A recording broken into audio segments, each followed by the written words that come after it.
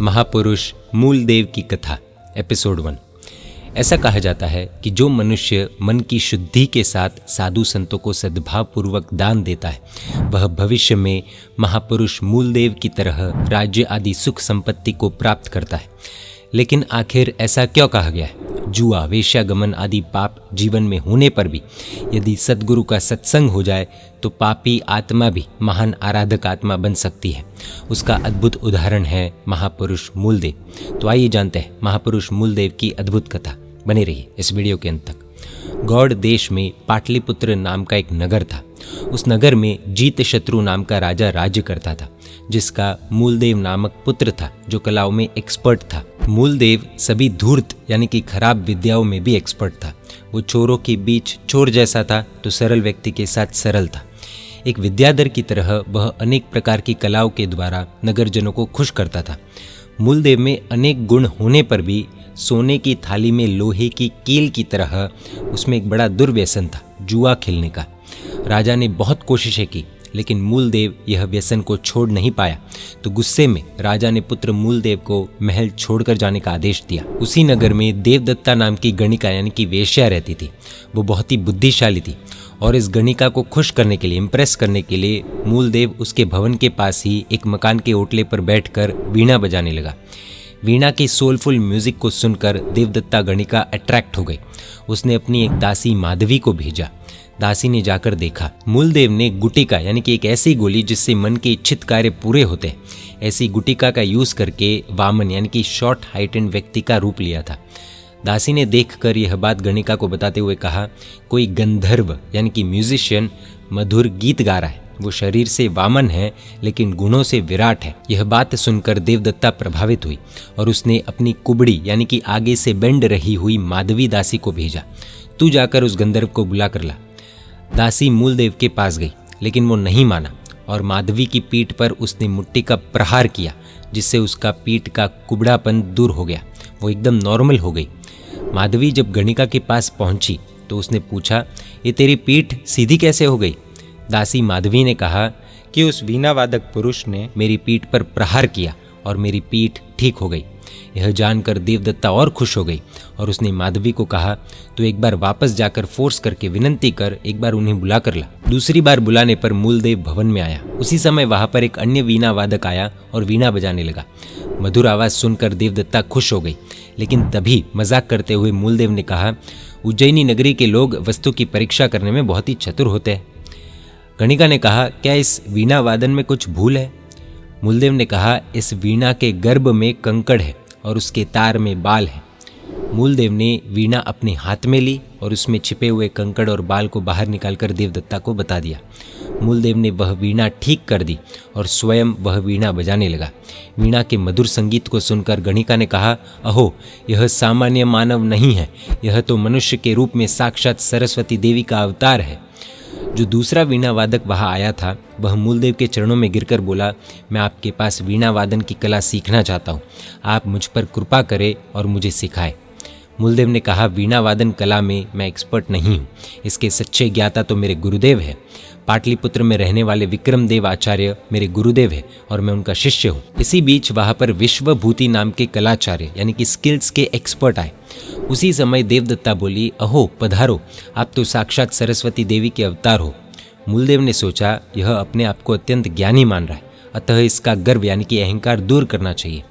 इस प्रकार विचार कर मूलदेव ने नाट्य शास्त्र यानी कि डांसिंग स्किल्स के बारे में कुछ क्वेश्चंस पूछे, लेकिन विश्वभूति उन क्वेश्चंस का सही समाधान नहीं कर सके, जिससे विश्वभूति को गुस्सा आ गया और वहां से रवाना हो गए। उसके बाद मूलदेव ने देवदत्ता की सहाय की, जिससे उसकी संपूर्ण थकावट दूर हो गई और तब उसने मूलदेव से कहा, आप गुणों से महान हो तो अब कपट करके अपने असली स्वरूप को क्यों छिपाते हो? कृपया करके आप अपने असली स्वरूप से मुझे दर्शन दीजिए। देवदत्ता के अति आग्रह को देख मूलदेव ने अपने मुंह में से गुटिका बाहर निकाल दी और उसके असली स्वरूप के अद्भुत रूप और लावण्य को देखकर देवदत्ता की खुशी का ठिकाना नहीं रहा।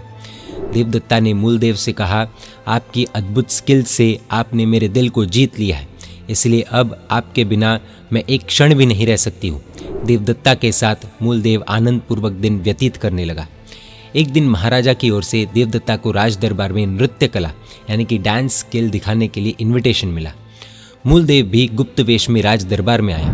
देवदत्ता ने राज दरबार में अपनी अद्भुत नृत्य कला यानी कि डांसिंग स्किल्स का प्रदर्शन किया और मूलदेव ने तबला बजाने का कार्य किया। इसी बीच पाटलिपुत्र के राजा का द्वारपाल विमल सिंह आया और राजा को बोला, ऐसी अद्भुत कला तो मूलदेव की ही होनी चाहिए। मूलदेव को छोड़कर ऐसी अद्भुत कला अन्य किसी की नहीं हो सकती। राजा ने कहा, यदि ऐसा है तो वह अपना असली स्वरूप प्रकट करे। रत्न के जैसे मूलदेव के दर्शन में मुझे भी कुतूहल यानी कि क्यूरियोसिटी है। उसी समय मूलदेव ने अपने मुंह में से गुटिका बाहर निकाल दी और उसके असली स्वरूप में आ गया। विमल सिंह ने मूलदेव को गले लगाया और मूलदेव भी राजा के चरणों में गिर पड़ा। राजा भी मूलदेव पर बहुत प्रसन्न हो गया। देवदत्ता के वहाँ रहते हुए भी मूलदेव जुए के व्यसन को नहीं छोड़ पाया।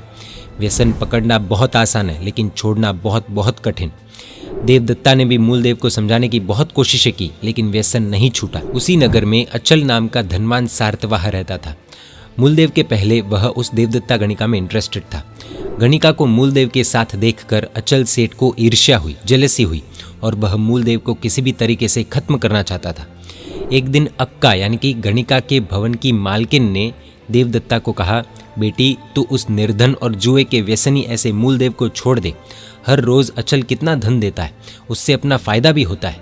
देवदत्ता ने कहा, मुझे धन का नहीं बल्कि मूलदेव के गुणों का आकर्षण है यानी कि अट्रैक्शन है। अक्का ने कहा, क्यों ना अचल सेठ और मूलदेव की परीक्षा की जाए।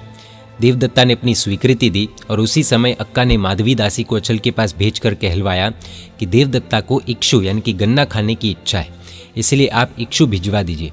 अचल सेठ ने बैलगाड़ी भरकर इक्षु भिजवा दिए। उसके बाद वह माधवी दासी ने मूलदेव के पास जाकर इक्षु वाली बात कही।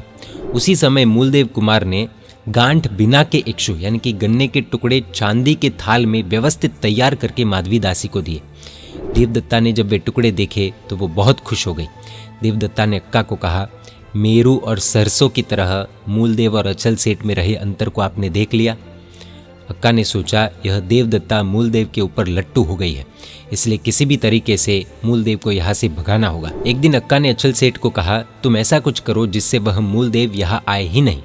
अचल सेठ ने प्लान बनाया और अन्य गांव जाने का कहकर अचल सेठ गणिका के भवन से निकल गया। अचल सेठ के जाने के बाद देवदत्ता ने मूलदेव को बुला लिया और इधर अचानक ही अक्का ने अचल सेठ को बुला लिया। देवदत्ता को अचल सेठ के वापस आने का पता चलते ही उसने मूलदेव को अपने पलंग के नीचे छिपा दिया। अचल सेठ पलंग पर बैठा और बोला, आज मैंने एक स्वप्न देखा है। स्वप्न में संकेत हुआ कि अगर आज मैं पलंग पर बैठकर स्नान करूंगा तो मेरी पत्नी जीवित रहेगी, नहीं तो मर जाएगी। देवदत्ता ने कहा, अगर आप यहाँ बैठकर स्नान करोगे तो सारी गादी खराब हो जाएगी। अचल सेठ ने कहा, तुम इतनी छोटी सोच क्यों रखती हो। अचल सेठ ने पलंग पर बैठकर स्नान किया, जिससे स्नान का गंदा पानी पलंग के नीचे छिपे हुए मूलदेव पर गिरा। इस प्रकार कई तरीकों से अपमानित करते हुए मूलदेव को अचल सेठ ने हाथ पकड़कर गणिका के भवन से बाहर निकाल दिया। गणिका के भवन से निकलने के बाद मूलदेव बेन्ना तट की ओर बढ़ा, जहां पहुंचने के लिए बीच में 12 योजन का जंगल आता था। जंगल पार करने के लिए मूलदेव किसी साथी को ढूंढ रहा था और सद्भाग्य से एक ब्राह्मण उसे मिल गया। बातचीत करते हुए और कंटिन्यूसली चलते हुए उन दोनों ने वह जंगल पार कर लिया और एक तालाब में हाथ पांव धोकर मूलदेव पेड़ की छाया में बैठा। वह ब्राह्मण अपने पास में रहे शंबल यानी कि भाता में से खाने के लिए बैठ गया। नगर में प्रवेश करने के बाद मूलदेव को भूख लगी हुई थी। पास में ही किसी गांव में से उसे खाने के लिए कुछ उड़द मिल गए। जैसे ही वह खाने के लिए बैठा, उसी समय सद्भाग्य से मासक्षमण के एक तपस्वी महात्मा उसे दिखे और वो बहुत ही ज़्यादा खुश हो गया। मासक्षमण यानी कि 30 उपवास, यानी कि 30 उपवास पूरे करके महात्मा गोचरी के लिए जा रहे थे, यानी कि भिक्षा के लिए जा रहे थे। खूब आदर और बहुमान के साथ उसने महात्मा को गोचरी बोहराई। उसकी उदारता और उत्कृष्ट भावना को देख वहीं पर आकाशवाणी हुई, आधे श्लोक यानी कि हाफ श्लोक द्वारा तुम्हें जो चाहिए वह मांग लो। इस देववाणी को सुनकर मूलदेव ने कहा, देवदत्ता गणिका और 1000 हाथियों के साथ राज्य मुझे प्राप्त हो। मुनि को वंदन कर और भोजन कर मूलदेव आगे बढ़ा और वह नगर के बाहर पांथशाला यानी कि ट्रैवलर्स के लिए जो रेस्ट रूम होता है वहां पर सो गया। रात्रि के अंतिम प्रहर में सपने में उसने पूर्ण चंद्र यानी कि फुल मून को अपने मुंह में प्रवेश करते हुए देखा। ऐसा ही स्वप्न उसी पांथशाला में सोए हुए कार्पटिक ब्राह्मण ने भी देखा। सुबह होने पर स्वप्न दर्शन के बाद मूलदेव बगीचे में गया और वहां से सुंदर फल फूल लेकर किसी निमित्तज्ञ यानी कि सपनों का फल बताने वाले व्यक्ति के घर गया और सत्कार आदि के बाद अपने स्वप्न का फल पूछा। स्वप्न की बात सुनकर निमित्तज्ञ खुश हो गया और उसने कहा, पहले आप मेरी कन्या के साथ विवाह करो, उसके बाद ही मैं इस स्वप्न का फल आपको बताऊंगा।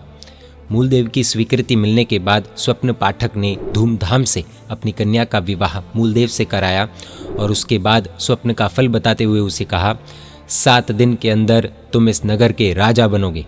इस घटना के 5वें दिन मूलदेव चंपक नामक पेड़ के नीचे आराम से सोया हुआ था। कोइंसिडेंटली उसी दिन उस नगर के राजा की मृत्यु हो गई, जिसका कोई भी पुत्र नहीं था। नए राजा को चुनने के लिए पट्टहस्ती, कलश, छामर आदि 5 दिव्य किए गए, जिसमें हाथी के सूंड में मंत्रित जल से भरा कलश रखा गया। यह हाथी जिस पर कलश ढोलेगा उसे बेन्नातट नगर का राजा बनाया जाएगा।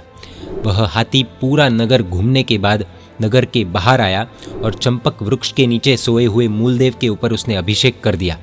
उसी समय मूलदेव को हाथी पर बिठाया गया और राजभवन में ले जाकर उसका विधिपूर्वक राज्याभिषेक किया गया। उसी समय आकाशवाणी हुई, दिव्य प्रभाव से यह विक्रम राजा के जैसा राजा होगा, अतः इसका दूसरा नाम विक्रम राज हो। जो व्यक्ति इनकी आज्ञा का भंग करेगा उसे कठोरतम सजा दी जाएगी। विक्रम राजा यानी कि मूलदेव राजा न्याय व नीति पूर्वक प्रजा का अच्छी तरह से पालन करने लगे। यहाँ पर एपिसोड 1 पूरा होता है। सेकंड एपिसोड में बाकी की कथा और लर्निंग्स देखेंगे। जय जिनशासन, जय महावीर।